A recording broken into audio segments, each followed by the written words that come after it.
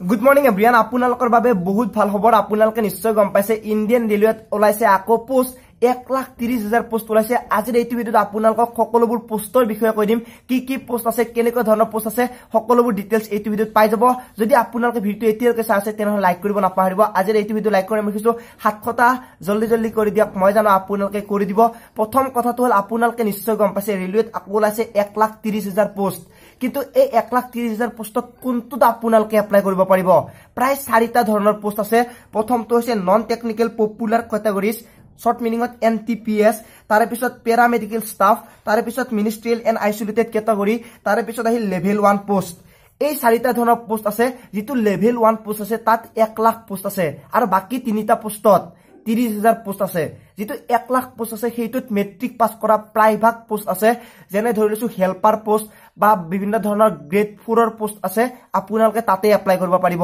এতিয়া কথাটো হল non technical popular ক্যাটাগৰিজ কোনে এপ্লাই কৰিব পাৰিব তাত যিবোৰ ক্লাৰ্ক আছে টাইপিষ্ট আছে সেইবোৰৰ বাবে যদি আপোনালোকে যোগ্য তেনেহলে এপ্লাই কৰিব পাৰিব তাৰে পিছত প্যাৰামেডিকেল ষ্টাফ যিসকলে প্যাৰামেডিকেল কৰি আহিছে তেওঁলোকে এপ্লাই কৰিব পাৰিব যেনেকৈ ধৰণৰ নাৰ্সিং এইবোৰ পোষ্টৰ বাবে তাত এপ্লাই কৰিব পাৰিব তাৰে পিছত পোষ্টটো হল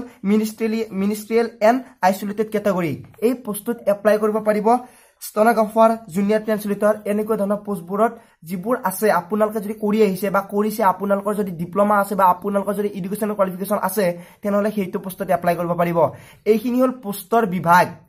4টা বেলেগ পোষ্ট আছে এই 4টা পোষ্টত বেলেগ ধৰণৰ মানুহে এপ্লাই কৰিব পাৰিব এইখিনিৰ ভিতৰত আপোনালোকে কোনটোত এপ্লাই কৰিব পাৰিব কমেন্টত জনাব তাৰে পিছত আহিল ইয়াৰ বাবে এপ্লিকেশন ফিজ কিমান লাগিব যেনেকৈ গ্ৰুপ ডিত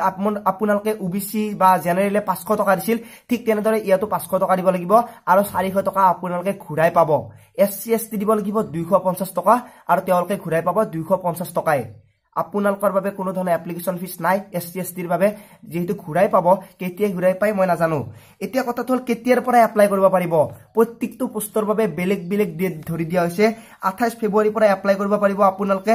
NTPS অৰ্থাৎ প্ৰথম পোষ্টত সেকেন্ড পোষ্টটো প্যাৰামেডিকেলত এপ্লাই কৰিব পাৰিব মাৰ্চৰ 4 তাৰিখৰ পৰা আৰু ministerial and isolated category post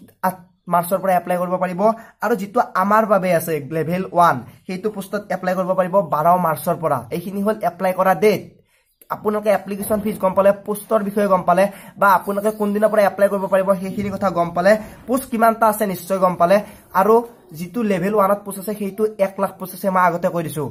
যেহেতু এইখিনি ডিটেইলছ আছিল আৰু যদি আপোনালোকে কিবা জানিবলগীয়া কথা আছে বা আপোনালোকে জানিবলগীয়া কোৱেশ্চন আছে তেনেহলে কমেন্টত জনাব তাৰ ওপৰত মই এটা ভিডিও বনাম বা কেনেকৈ এপ্লাই কৰিব পাৰিব তাৰ ওপৰতো ভিডিও এটা বনামে যে নহক কিয় আজিৰ ভিডিওত এইখিনি তাৰ আগতে আপোনালোকক আৰু এটা কথা কৈ দিও ডেসক্ৰিপচনত এটা এপৰ লিংক দি আছে সেই এপটো যদি ডাউনলোড কৰে আপোনালোকে 25 টকা লাভ কৰিব আৰু যদি মোৰ কোডটো ইউজ কৰে তলত এটা কোড দি আছে সেই কোডটো যদি ইউজ কৰে আৰু 25 টকা লাভ কৰিব অৰ্থাৎ এপটো ডাউনলোড কৰাৰ কাৰণে আপোনালোকে লাভ কৰিব 50 টকা যদি আপোনালোকৰ মন যায় এপটো ডাউনলোড কৰিব পাৰে আজিলৈ ইমানে পুনৰ লগ পোৱাৰ আশাৰে মই জিতুমণি জয় আই অসম।